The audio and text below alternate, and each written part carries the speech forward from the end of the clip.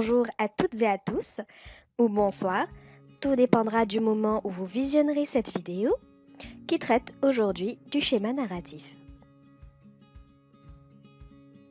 Nous parlerons donc tout d'abord du sens du schéma narratif, puis de son rôle.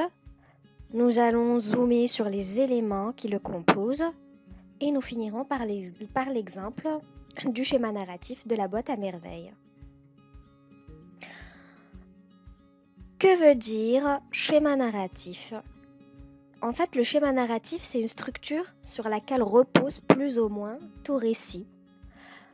C'est-à-dire, on va prendre un exemple, si on veut bâtir une maison, il nous faut une structure, une base stable.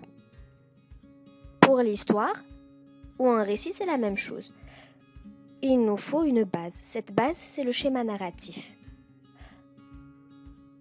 La maison, quand on a une base solide, on peut construire les murs et les étages s'il y en a.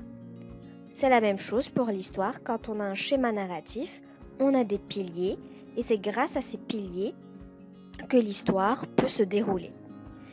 Donc, le schéma narratif, il suit un ordre chronologique. Il part aussi du principe qu'un personnage ou des personnages ont une quête à accomplir.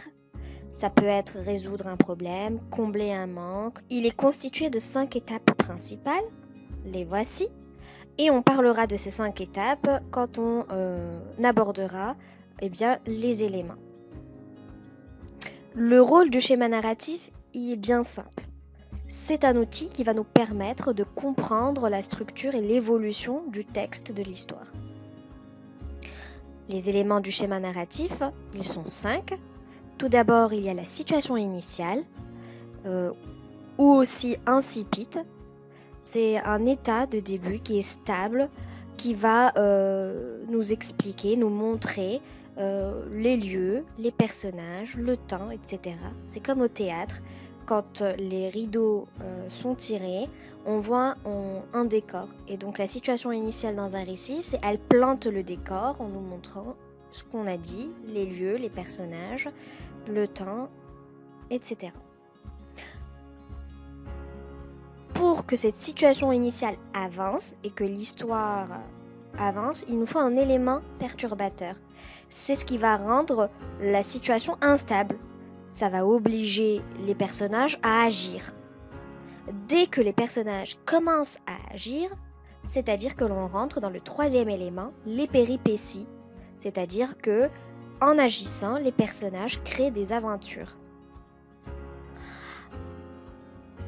Cet élément-là, ça peut être une péripétie, 2, 3, tout dépend bien sûr de l'auteur.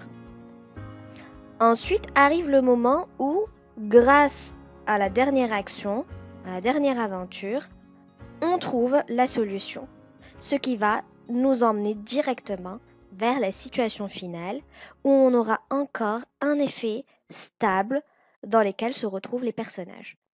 Et par exemple dans les contes, après toutes les aventures que passent les héros, arrive la situation finale où on dit « ils vécurent heureux et eurent beaucoup d'enfants ».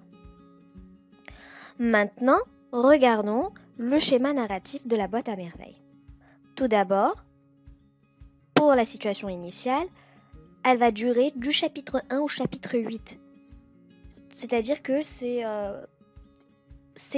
étape est très longue et ça permet à l'auteur-narrateur de montrer à quel point, quand il était enfant, il baignait dans une félicité, un bonheur, il était plongé dans un monde merveilleux, tout allait très bien. Arrive l'élément perturbateur, ce qui va troubler ce bonheur, c'est la faillite de son père quand il va perdre son argent au souk.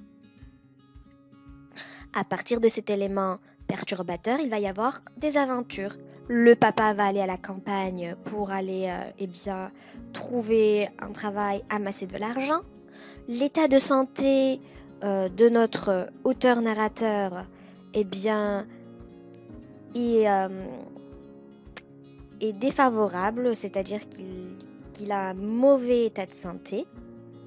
Il va en découler bien sûr des aventures.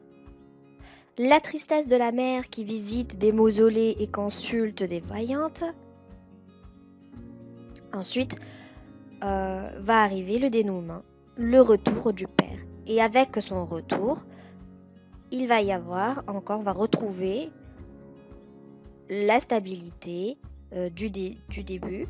Et ici, dans la boîte à merveilles, elle est symbolisée par la réouverture par le petit de la boîte à merveilles qui nous montre que tout redevient comme avant, comme au départ. Il touche encore du doigt le bonheur. Je vous remercie pour votre attention. J'espère que cette vidéo vous aura aidé et on se retrouve très prochainement pour une nouvelle. Au revoir.